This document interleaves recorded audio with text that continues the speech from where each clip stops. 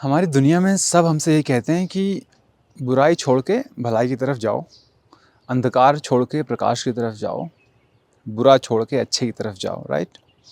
लेकिन क्या उससे अंधकार कम हो गया या ख़त्म हो गया दुनिया में? क्या उससे बुराई ख़त्म हो गई दुनिया में? तो आओ इस टॉपिक को आज थोड़ा सा समझते हैं अच्छे से, गहरे से। डरना नहीं कि मैं आपको बुरा बनने के लिए कह रहा हूँ, मैं आपको सिर्फ एक गहराई से बात समझने को कह रहा हूँ कि हमको जीवन का जो द्वैत है, जो डुअलिटी है, मतलब जो दो तरह की चीज़ें होती हैं जीवन में एक साथ, उसको समझना बहुत ज़रूरी है। और फिर ये समझना ज़रूरी है कि हम क्यों सिर्फ एक को चूज़ करते हैं और दूसरे को भगाना चाहते हैं, बट कभी दूसरा भागता नहीं है। जब भी हम बहुत ज़्यादा भलाई को चूज़ करने की कोशिश करते हैं, बुराई साथ लगी ही रहती है, भागती नहीं है ना? अंधकार आता है, उसके बाद फिर प्रकाश आता है। तो क्यों फिर हम चाहते हैं कि हम सिर्फ खुशी ढूंढें और दुख से भागें? फिर दुख तो पीछा छोड़ता नहीं है। इनफैक्ट जितना ज़्यादा हम खुशी ढूंढते हैं, उतना ज़्यादा दुख हमारे पीछे आता है।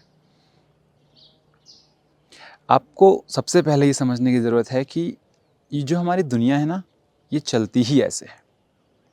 इसमें ऊपर है तो नीचे है, इसमें आगे है तो पीछे है, इसमें दाएं है तो बाएं है। बट ये हमारा दिमाग है जो चीज़ों को ऊपर या नीचे, दाएं या बाएं, आगे या पीछे समझता है। ये हमारा दिमाग है जो चीज़ों को, लाइफ के एक्सपीरियंसेस को कैटेगराइज करता है।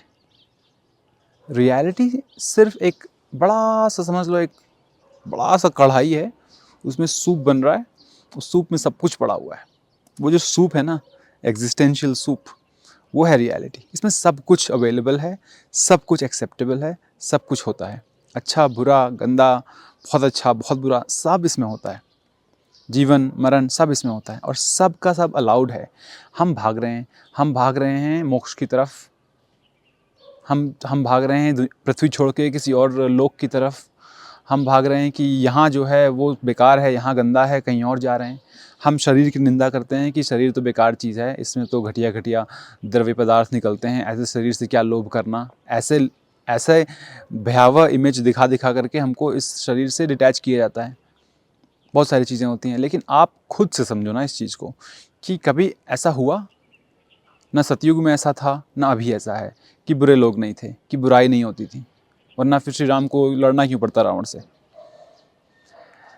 इसका मतलब ये है कि अगर हम ना कि सिर्फ एक तरफ की चीज़ को पकड़ के चलने की कोशिश करें, बल्कि स्वीकार करें कि जीवन में दुख भी आएगा, सुख भी आएगा, तो हम ज़्यादा एक हार्मोनी के साथ, एक अलाइनमेंट के साथ जीवन को जी सकते हैं।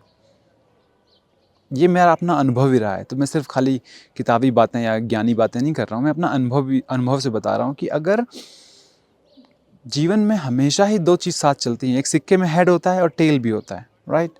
वो दो अलग चीज़ें नहीं हैं, वो वही चीज़ है। कितना भी तुम हेड करो, टेल उसके पीछे होता ही है। कितना भी तुम सुख ढूंढो, दुख उसके पीछे आता ही है। तो दुख से भागने की बजाय दुख को हम एक्सेप्ट कर लें, तो जब हम अपने आप को ओपन करते हैं कि ठीक है, दुख आ गया, न मुझे भागना है, न मुझे डरना है, न मुझे रोना है, बट मुझे इसको देखना है, इसको समझना है, इसको जानना है, तो हम ज़्यादा सुख की तरफ, ऐसा तो दुख और सुख सब बराबर हो जाते हैं। एक्चुअली हम दुख से सुख की तरफ नहीं बढ़ते हैं, दुख और सुख हमारे लिए बराबर हो जाते हैं, क्योंकि हम दोनों ही चीज़ों को देख पा रहे हैं कि ये हमारे जीवन में एक चीज़ हुई, कुछ समय तक रही, इसने कुछ प्रभाव डाला और ये हमारे जीवन से कुछ चली गई, कुछ सिखा के गई, कुछ बता के गई, कुछ समझा के गई।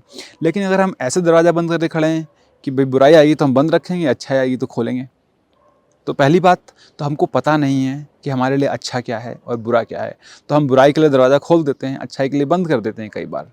क्या आपको पता है कि आपके लिए क्या अच्छा है?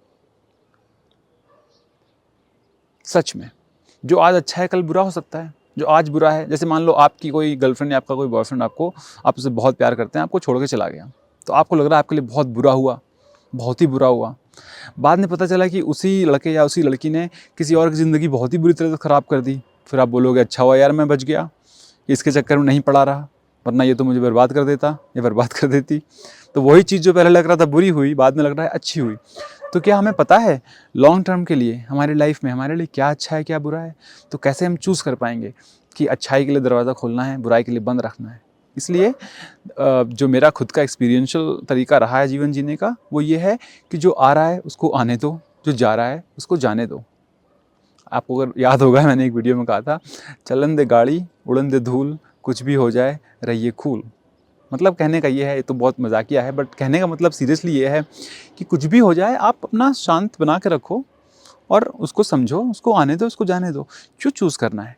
आपके जीवन में जो भी कमियां आपको महसूस होती हैं कि ये कम है, मैं आपके अंदरूनी जीवन की बात कर रहा हूँ, ठीक है, कि मेरे अंदर खुशी कम है, या मेरे अंदर अकेलापन ज़्यादा है, या मेरे अंदर चिंता ज़्यादा है, वो सिर्फ आपकी खुद की बनाई हुई हैं, आपकी खुद की मानी हुई हैं। आप खुद ही मान लेते हो कि एक प्रॉब्लम है, फिर खुद ही लगे रहते हो कि इस प्रॉब्लम को कैसे सॉल्व करना है, और वही प्रॉब्लम सोल्यूशन में फंसे रहते हो।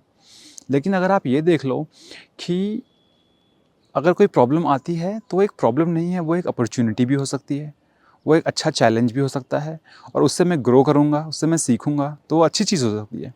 अगर आपकी लाइफ में, अगर आप बहुत ही सीखने वाली प्रवृत्ति के इंसान हो, और आपकी लाइफ में बहुत सारी चीज़ें हुई हैं जो बहुत कठिन भी रही हैं, बहुत दर्दनाक भी रही हैं, फिर धीरे धीरे आप आगे जा कर के अगर टीचर बनते हो, या फादर बनते हो, या मदर बनते हो, तो फिर वो लर्निंग, वो टीचिंग आप आगे बांट पाते हो। आपको लगता है ये अच्छा हुआ कि मेरे साथ इतना कुछ हुआ है कि मैं सिखा सकती हूँ, बता सकती हूँ लोगों को। तो देखो, ये एक तरीका है सोचने का। या फिर ये नहीं कि मेरे साथ तो इतना बुरा हुआ है, मैं अब ऐसी कोशिश करूँगी कि बचा के रखूँ सारी दुनिया की प्रॉब्लम से अपने बच्चों को, और वैसे फिर बच्चे भी बेकार हो जाते हैं।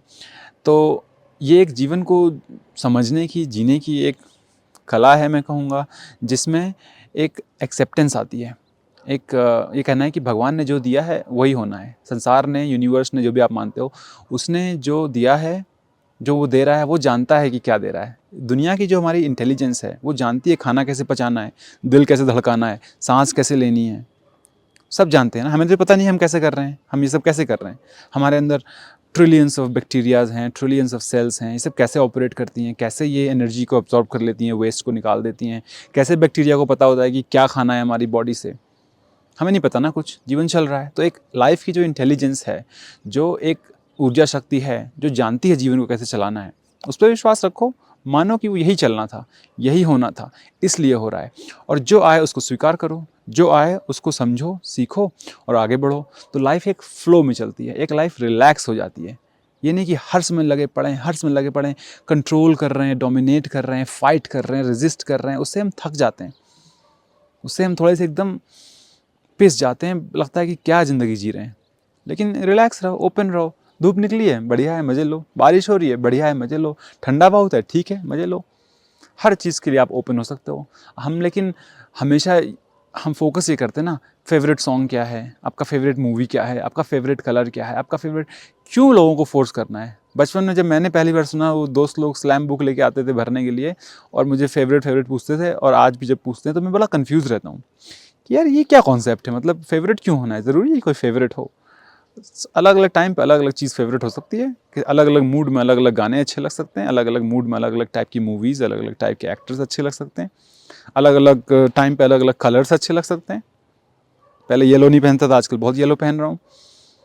अलग अलग चीज़, अलग अलग टाइम पे, अलग अलग चीज़ पे अलग अलग फेवरेट हो सकते हैं। तो क्यों फोर्स करना है कि नहीं मेरे को ये अच्छा लगता है? क्यों फोर्स करना है कि मेरे को यही टीम, यही आईपीएल की टीम पसंद है, या यही एक्टर पसंद है, या हम इसी के प्रशंसक हैं? ये ज़बरदस्ती क्यों साइड चूज़ करनी है? ओपन रहो ना लाइफ में, ओपन रहो, ओपन रह के लाइफ को देखो। कोई ओपिनियन ना होना कोई बुरी बात नहीं है। ज़रूरी थोड़ी है कि हर बात पे तुम्हारे पास एक ओपिनियन हो, हर बात पे तुमको ये लगे कि मुझे मेरा साइड पता होना चाहिए। ये साइड वाला गेम तो आपको बांट रहा है, आपको अलग कर रहा है। ये हम हैं, वो अलग लोग हैं, है ना। ये हमारे धर्म के, दूसरे धर्म के, ये हमारी जाति के, दूसरी जाति के, हम ऊंचे हैं, वो नीचे हैं, हम ऐसे हैं, वो ऐसे हैं। ये इतना अलगाव जो भर गया है, वो इसीलिए भर गया है क्योंकि हम बचपन से ही इस तरह की सोच दी जाती है, भर दिया जाता है कि ये अच्छा है, ये बुरा है, ये ऐसा है, ये वैसा है। लेकिन जैसे जैसे आप खुद से अंदर जाके जीवन को समझने की कोशिश करते हो, तो ये जो बाउंड्रीज़ हैं, जो एकदम रिजिड सॉलिड बाउंड्रीज लग रही थी, वो इतनी रिजिड लगती नहीं है, वो सब एकदम से ब्लर हो जाती हैं।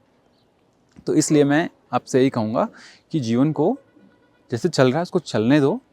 जीवन में कुछ ज़्यादा बदलने की ज़रूरत नहीं है। सिर्फ आपका देखने का, ऑन भी किया है माइक्रोफोन की? नहीं, हाँ ऑन है। आपका देखने का, सोचने का नज़रिया बदलेगा, और जैसा जीवन है वो बदल जाएगा। जैसे जैसे आप अंदर से होते जाओगे, वैसे वैसा आपको जीवन बाहर से दिखता जाएगा। तो अपने अंदर ऐसे देखने वाले परिवर्तन लाओ कि मैं देख कैसे रही हूँ जीवन को। ये नहीं कि मुझे जो दिख रहा है उसको कैसे बदल दूँ, मेरा देखने का नज़रिया कैसे बदल सकता है। जैसे ही आपके देखने का नज़रिया बदलेगा, जो चीज़ें आप देख रहे हो वो चीज़ें अपने आप में बदल जाएंगी। तो आज के लिए इतना ही काफ़ी है। फिर मिलेंगे दोस्तों, अपना ख्याल रखिए। नमस्कार।